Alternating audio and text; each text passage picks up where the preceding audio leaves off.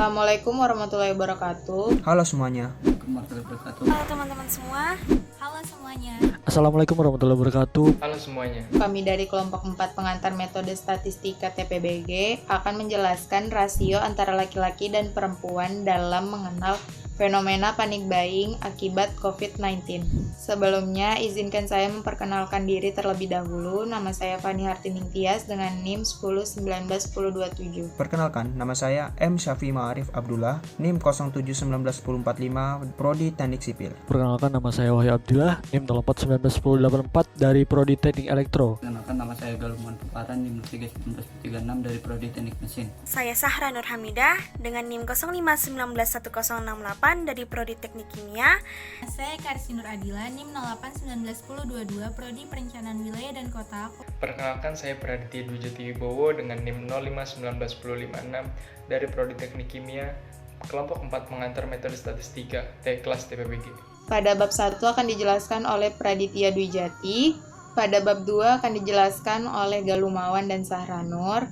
Pada bab 3 akan dijelaskan oleh Eka Rizky. Pada bab 4 akan dijelaskan oleh Wahyu Abdillah dan Muhammad Syafi'i. Pada bab 5 akan dijelaskan oleh Fani Hartining Tias. Oke, jadi sebelum akhirnya kita mengenal lebih dalam mengenai topik yang akan kami bahas kali ini, yaitu rasio antara laki-laki dan perempuan mengenai fenomena panic buying akibat COVID-19 ini, akan lebih baik jika saya memperkenalkan kalian atau memberitahu kalian yaitu latar belakang dari panic buying COVID-19 itu sendiri. Oke, jadi belakangan ini tuh masyarakat di Indonesia atau bahkan seluruh dunia dilanda cemas yang berlebihan. Bagaimana tidak? Hampir lebih dari 210 negara di seluruh dunia ini terjangkit dengan virus yang kita kenal juga dengan istilah COVID-19. Dengan lebih dari 3,1 juta kasus yang tercatat saat ini ya. Dan Indonesia sendiri itu sejak dikonfirmasinya ada 2 kasus positif pertama di Indonesia, itu langsung membuat orang-orang atau masyarakat Indonesia melakukan tindakan yang dikenal juga dengan nama panic buying, atau orang-orang akhirnya jadi memborong sembako di toko atau supermarket, minimarket, dan tempat perbelanjaan dimanapun itu. Lantas, apa sih panic buying itu sendiri? Oke, jadi panic buying ialah sebuah situasi di mana masyarakat membeli atau memborong produk tertentu dalam jumlah besar atau berlebihan yang dikarenakan oleh rasa cemas atau ketakutan akan kenaikan harga barang tersebut atau kelangkaan barang tersebut. Tindakan seperti ini itu kerap muncul di saat bencana atau wabah yang melanda orang-orang ya. Dan sehingga sebenarnya tindakan-tindakan seperti ini justru lah yang pada akhirnya membuat harga itu menjadi naik dan kian langka. Mengapa? Sebab dalam teori supply and demand ya, ini akan tindakan-tindakan seperti ini tuh akan merusak yang namanya kurva pasar ya. Dimana dalam teori supply and demand itu jumlah permintaan lebih banyak dari jumlah ketersediaan barang, sehingga tindakan tersebut akhirnya menyebabkan inflasi atau kenaikan harga barang, dan juga hal tersebut dapat menyebabkan yang namanya kelangkaan dari barang-barang tersebut. Lantas apa sih tujuan dari pembuatan makalah ini? Ya tentu saja yang pertama ialah untuk mengetahui rasio antara laki-laki dan perempuan yang mengetahui fenomena ini. Yang kedua itu untuk mengetahui rasio antara laki-laki dan perempuan yang melakukan tindakan panic buying ini.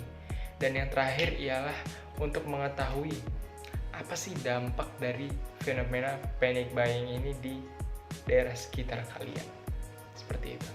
Selanjutnya akan dilanjutkan oleh teman saya. Di sini saya akan menjelaskan pada bab 2 yang pertama, statistika deskriptif, bertujuan untuk menganalisis dan mendeskripsikan suatu grup sebagai populasinya tanpa melakukan penarikan kesimpulan apapun untuk komunitas yang lebih luas dari grup tersebut. Dalam statistika deskriptif ini membahas mengenai pengumpulan, pengolahan, penyajian, serta perhitungan nilai-nilai dari suatu data. Ada cara-cara penyajian data baik dalam bentuk tabel maupun diagram, penentuan mean, modus, median, varansi, rank, serta simpangan baku. Selanjutnya, parameter estimasi adalah suatu pendugaan atau menaksir harga parameter populasi dengan harga statistik sampelnya. Dengan kata lain, untuk estimasi sendiri digunakan sebagai dasar dalam mengambil keputusan. Selanjutnya, estimasi titik. Estimasi titik merupakan nilai atau titik tunggal, digunakan untuk mengestimasi nilai parameter. Pada estimasi tidak memakai nilai rata-rata atau mean sebagai estimator, standar deviasi maupun variansi. Selanjutnya, estimasi titik terhadap proporsi populasi. Proporsi sampel P merupakan estimasi titik terbaik untuk proporsi populasi P karena nilai ini adalah nilai yang tidak biasa dan paling konsisten untuk mengestimasi P. Estimasi nilai rata-rata populasi. Nilai rata-rata sejumlah sampel akan sama nilainya dengan rata-rata di populasi. Jika dituliskan estimasi populasi adalah sigma X bar sama dengan mu. Selanjutnya, estimasi nilai simpangan baku populasi. Terdapat beberapa persyaratan jika ingin membuat selang kepercayaan untuk mengestimasi mean populasi ketika simpangan baku populasi tersebut diketahui. Pertama, sampel yang kita miliki haruslah sampel acak sederhana. Kedua, populasi yang diestimasi meannya harus berdistribusi normal. Selanjutnya, estimasi interval. Estimasi interval adalah suatu estimasi terhadap parameter populasi dengan memakai rank atau interval nilai. Dengan melakukan estimasi interval, maka hasil pendugaan akan lebih objektif. Halo teman-teman semua, di sini saya akan menjelaskan mengenai apa itu uji hipotesis, analisis regresi linear sederhana, dan analisis koefisien korelasi. Yang pertama yaitu uji hipotesis. Jadi, hipotesis biasa diartikan sebagai suatu dugaan yang bersifat lemah. Mengapa demikian? Karena keberadaannya yang masih dipertanyakan sehingga perlu diuji kebenarannya. Uji hipotesis biasanya dilakukan setelah melakukan perhitungan estimasi parameter suatu populasi. Pengujian hipotesis dilakukan bertujuan untuk mengetahui apakah hipotesis tersebut ditolak atau diterima. Hipotesis terdiri dari dua, yaitu hipotesis nol dan hipotesis alternatif. Hipotesis nol adalah suatu pernyataan yang nilainya diharapkan tidak benar, dan kebalikannya yaitu hipotesis alternatif adalah suatu pernyataan yang nilainya diharapkan benar adanya. Adapun langkah-langkah yang dilakukan untuk melakukan pengujian hipotesis. Yang pertama yaitu merumuskan nilai hipotesis nol dan hipotesis alternatifnya. Yang kedua yaitu memilih taraf nyata pengujian tingkat signifikasi peluang nol atau biasa disebut dengan alfa. Jadi, semakin kecil nilai alfanya, maka hasil keputusan mendekati benar. Yang ketiga yaitu memilih uji statistiknya dan menentukan daerah kritis. Uji statistik dalam hipotesis terdiri dari tiga, yaitu uji hipotesis dua arah, uji hipotesis satu arah ke kanan, dan uji hipotesis satu arah ke kiri. Yang keempat yaitu mengambil keputusan dan interpretasi. Selanjutnya adalah analisis regresi linear sederhana. Analisis regresi adalah analisis statistika yang bertujuan untuk menentukan persamaan suatu regresi dan menaksir suatu nilai variabel berdasarkan nilai variabel lainnya yang telah diketahui. Hubungan dari kedua variabel ini adalah hubungan linear, yaitu hubungan sebab akibat. Analisis regresi ini dikatakan sederhana karena hanya memiliki dua variabel, yaitu variabel yang dipengaruhi atau variabel dependen atau variabel terikat, dan variabel yang mempengaruhi atau variabel independen atau variabel bebas. Secara umum, persamaan regresi adalah vektor Y sama dengan A ditambah B kali X. Dan yang terakhir adalah analisis koefisien korelasi. Analisis koefisien korelasi adalah analisis statistika yang bertujuan untuk mengetahui keeratan hubungan atau kuat lemahnya hubungan antara dua variabel. Batas interpretasi nilai koefisien korelasi antara dua variabel yaitu dari 0 hingga plus minus 1. Koefisien korelasi disimbolkan dengan huruf R. Jika nilai R sama dengan 0, maka dua variabel tidak saling berhubungan.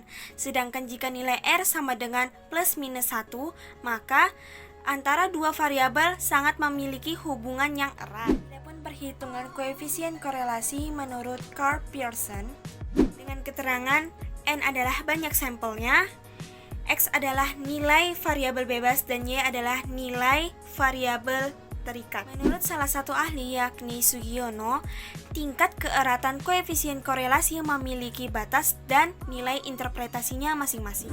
Jadi, pada kesempatan kali ini saya akan menjelaskan sedikit mengenai bab 3, yaitu metodologi penelitian. Metodologi penelitian ini berisi mengenai langkah-langkah yang kita lakukan dalam melakukan suatu penelitian. Yang pertama itu ada identifikasi masalah.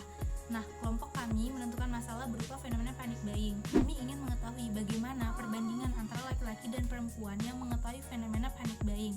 Lalu yang kedua ada tujuan. Tujuannya yaitu untuk mengetahui perbandingan antara laki-laki dan perempuan yang mengetahui fenomena panic buying. Lalu yang ketiga yaitu tinjauan pustaka. pustaka.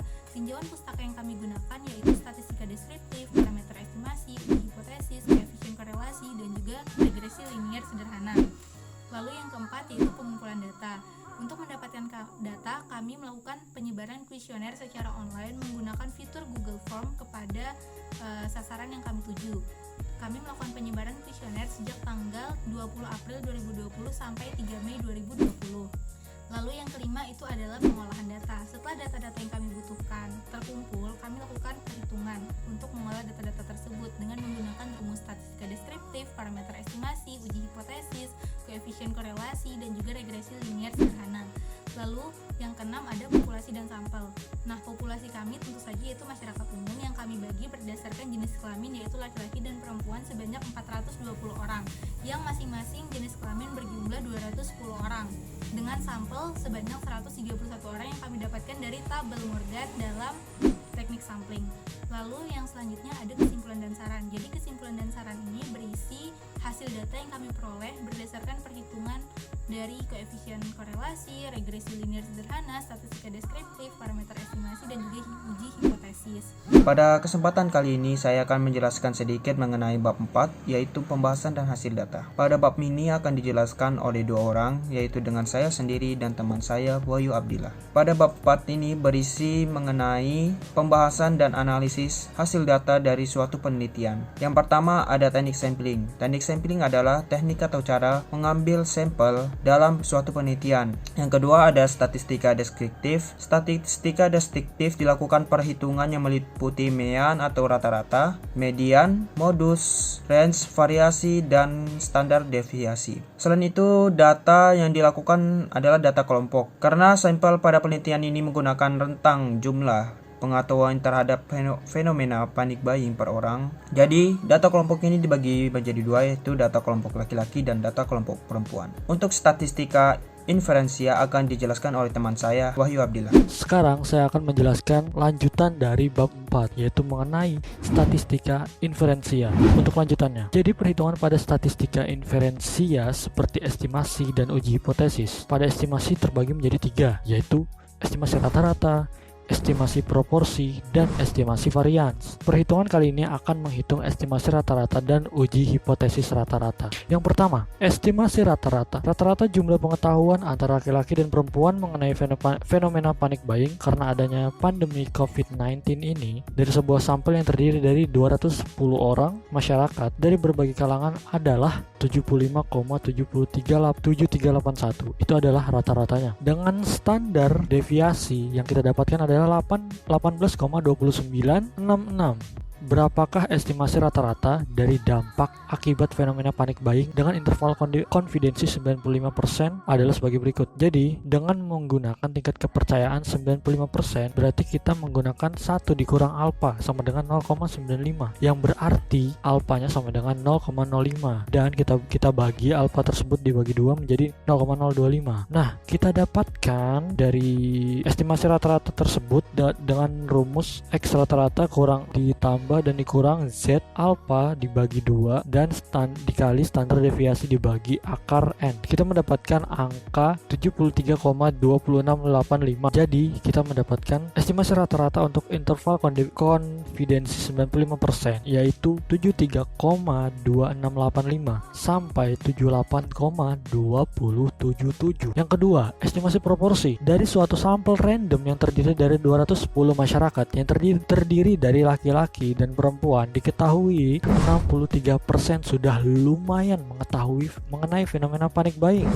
Jadi di estimasi proporsi ini kita menentukan interval konfidensi 95% untuk menaksir proporsi pengetahuan masyarakat mengenai fenomena panic buying dengan menggunakan P sama dengan 63%, N sama dengan 210 dan alfanya sama dengan 0,05. Yang kita tanya adalah interval konfidensinya jika 95%. Kita jawab dengan rumus alfa dibagi N dikurang Z alfa dibagi N akar P dalam kurung dikali 1 kurang P dibagi N dan seterusnya. Kita mendapatkan estimasi proporsi interval dengan interval konfidensi 95% yaitu 0,5647 sampai 0,6953. Yang ketiga, estimasi selisih proporsi. Jadi dari suatu sampel random yang terdiri dari yang terdiri dari 210 masyarakat yang terdiri dari laki-laki maupun perempuan diketahui memiliki pengetahuan yang berbeda-beda mengenai fenomena panic buying. Nah, 134 masyarakat laki-laki diantaranya mengetahui tentang adanya fenomena panic buying dan 52 masyarakat laki-laki lumayan mengetahui tentang adanya fenomena panic buying. Jadi kita di sini menentukan selang kepercayaan 95% bagi beda proporsi jumlah pengetahuan masyarakat laki-laki yang tadi mengenai fenomena panic buying antara yang sudah tahu dengan yang masih lumayan tahu. Jadi diketahui yang pertama itu yang sudah tahu itu 134 orang dan yang kedua yang lumayan mengetahui ada 52 orang. Dengan sampel 210 masing-masing, kita gunakan alpha sama dengan 0,05 dan telah kita hitung menggunakan rumus interval konfidensi, rumus estimasi selisih proporsi, kita dapatkan estimasi beda proporsi jumlah pengetahuan masyarakat laki-laki mengenai fenomena panic buying antara yang sudah tahu dengan yang lumayan tahu untuk interval konfidensi 95% yaitu 0,3022 sampai 0,4786. Yang keempat ada estimasi varians. Jadi suatu sampel acak sebanyak 210 masyarakat laki-laki dan perempuan dari berbagai kalangan telah mengetahui mengenai fenomena panic buying dengan rata-rata 75,7381 dengan variansi 334,7647. Dengan kita asumsikan nilai terdistribusi normal, buatlah interval konfidensi 95% untuk variansi tersebut. Nah, kita buat interval konfidensinya dengan menggunakan 95% dengan sampel 210 lalu dengan standar deviasi dengan variansi 334,7647 dan kita gunakan lagi 0,05 untuk alfanya dan V-nya yaitu 210 dikurang 1 jadi 209 dan kita hitung di sini estimasi interval variance dengan interval konfidensi 95%. Dengan menggunakan tingkat kepercayaan 95% kita dapat memperoleh X kuadrat 0,025 itu sama dengan 291,336 dan juga X kuadrat 0,975 sama dengan 204,450. Nah, dengan menggunakan rumus estimasi interval variance kita mendapatkan estimasi varians dengan tingkat kepercayaan 95% yaitu 8395,44551 sampai 114561,4454. Kita masuk ke materi uji hipotesis. Di sini ada beberapa uji hipotesis. Yang pertama, uji hipotesis rata-rata. Nah, di sini suatu sampel stratified random sampling sebanyak 210 masyarakat laki-laki dan perempuan dari berbagai kalangan tentang pengetahuan mereka mengenai fenomena panic buying dengan rata-rata 75,7381 dan dengan standar deviasi 18,2966. Jadi di sini kita akan menguji hipotesis bahwa apakah ini menunjukkan bahwa masyarakat yang belum mengetahui mengenai fenomena panic buying saat ini melebihi 75 orang dengan alpha sama dengan 5%. Nah, jadi yang pertama itu kita ketahui hipotesis awalnya sama dengan 75 orang, tetapi kita bantah dengan rata-rata lebih dari 75 orang dengan alpha 5%. Dengan rumus-rumus yang kita pakai dengan Z-hit-nya yaitu 0,05 kita dapatkan dari tabel Z yaitu 1,645 dengan rumus Z sama dengan X rata-rata dikurang mu 0 dibagi variance dibagi standar deviasi dibagi akar N, kita dapatkan hasilnya yaitu 0,5846. Karena Z hitung kita yaitu 0,5846 ini kurang dari Z alpha yaitu 1,645, maka keputusan yang tadi lebih dari 75 orang itu ditolak, yaitu hipotesis 1. Kenapa? Karena dapat disimpulkan rata-rata masyarakat yang belum mengetahui fenomena panic buying saat ini tidak melebihi 75 orang. Selanjutnya ada uji hipotesis proporsi. Jadi di sini kita menduga bahwa dari 420 masyarakat yang dimintai pendapat mengenai fenomena panic buying, 70% sudah mempunyai pengetahuan yang sama mengenai fenomena ini. Apabila 210 dari 420 masyarakat yang diambil ini sampelnya tidak mempercayai hal tersebut, apakah kesimpulan yang dapat ditarik dari dugaan kita ini?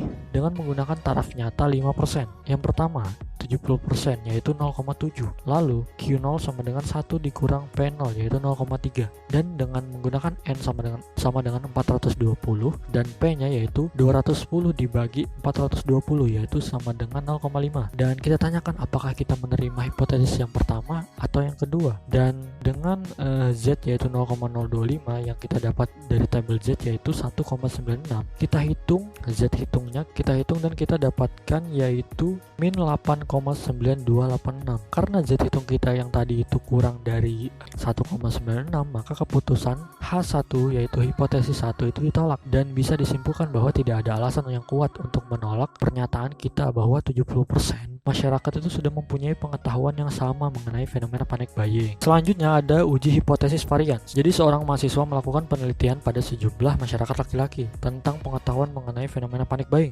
Kita mengambil sampel secara acak sebanyak 210 masyarakat laki-laki dan didapatkan rata-rata sebanyak 75,7381 dengan variansi 334,764792. Masyarakat dikatakan memiliki pengetahuan mengenai fenomena panic buyingnya normal apabila variansinya 330. Jadi di sini kita membuktikan apakah masyarakat mengetahui fenomena panic buying ini dengan normal. Kita gunakan taraf 5%. Dengan dua hipotesis yaitu hipotesis 1 dan hipotesis 2, kita mendapatkan yaitu daerah penolakannya 259,95 dan kita hitung ternyata kita mendapatkan 212,02 yang berarti X hitung kita itu kurang dari 259,95. Hasilnya itu ada di daerah penolakan. Jadi dapat disimpulkan bahwa hipotesis 1 yaitu hipotesis 1 kita itu diterima dan pengetahuan fenomena panic buying masyarakat laki-laki itu normal jika variansinya itu kurang atau sama dengan 330. Selanjutnya ada regresi linear sederhana. Diketahui suatu penelitian terhadap hubungan tentang pengetahuan mengenai fenomena panic buying antara laki-laki dengan perempuan dari dua populasi. Tentukan regresi linear sederhana dan koefisien korelasi menggunakan tabel sebagai berikut. Dan tabelnya bisa kita lihat. Dengan rumus regresi linear kita dapatkan regresi linearnya adalah Y sama dengan min 2,52 ditambah 1,06X. Lalu ada koefisien korelasi. Dengan rumus koefisien korelasi kita dapatkan koefisien korelasinya adalah 0,9977 yang berarti bahwa berdasarkan hasil dari korelasi di atas didapatkan korelasi antara tentang pengetahuan mengenai fenomena panic buying antara laki-laki dengan perempuan dari dua populasi adalah 0,9977. Hal ini menunjukkan bahwa terjadi hubungan yang sangat kuat antara pengetahuan laki-laki dengan pengetahuan perempuan mengenai fenomena panic buying. Sedangkan arah hubungannya adalah positif. Karena nilainya positif, berarti pengetahuan antara dua jenis kelamin tersebut bisa dikatakan sama. Dan itulah penjelasan bab 4. Maka penjelasan selanjutnya akan dilanjutkan oleh teman kita dengan bab 5 yaitu kesimpulan dan saran. Saya akan menjelaskan bab 5 yaitu kesimpulan dan saran. Kesimpulannya berdasarkan hasil data yang telah dilakukan dalam fenomena panic buying adalah sebagai berikut. Pertama, dampak yang terjadi apabila fenomena panic buying terjadi di masyarakat sekitar, maka dapat menyebabkan kelangkaan barang sehingga barang menjadi naik. Teknik pengumpulan data yang digunakan yaitu teknik stratified random sampling. Waktu pengumpulan data dari tanggal 20 April 2020 hingga 3 Mei 2020. Yang ketiga, populasi yang digunakan yaitu ada dua, populasi laki-laki dan populasi perempuan. Sampel yang digunakan pada data ini menggunakan tabel Morgan, yaitu 131 orang laki-laki dan 131 orang perempuan. Keempat, pada hasil perhitungan statistik deskriptif sudah jelas bahwa yang lebih besar mengetahui dalam fenomena panic buying adalah perempuan sebesar 140 orang daripada laki-laki sebesar 134 orang. Yang kelima, hipotesis yang didapat yaitu masyarakat yang belum mengetahui fenomena panic buying tidak melebihi 75 orang. Yang keenam, hubungan estimasi yang didapat yaitu baik dengan tingkat kepercayaan 95%. Adapun saran yang disampaikan sebagai pengembangan data dalam fenomena panic buying adalah sebagai berikut. Dari hasil data ini, populasi yang digunakan berdasarkan jenis kelamin, yaitu populasi laki-laki dan populasi perempuan. Tetapi selain itu juga bisa menggunakan populasi berdasarkan tahun angkatan mahasiswa. Sekian dan terima kasih dari kelompok kami. Mohon maaf bila ada salah kata. Untuk kali kalian semua jangan kemana-mana, tetap di rumah aja. Jangan rebahan terus, tetap produktif, dan jaga kesehatan kalian ya. Tetap di rumah ya kawan-kawan. Karena video ini dibuat di rumah aja, maka buat kalian stay safe and stay at home. Jangan keluar rumah pakai masker terus, hand sanitizer dipakai, masker dipakai, hand sanitizer dipakai. Stay at home and stay safe. Untuk kalian semua jangan kemana-mana, tetap di rumah aja. Satu suara untuk Indonesia, lekas pulih. Wassalamualaikum warahmatullahi wabarakatuh.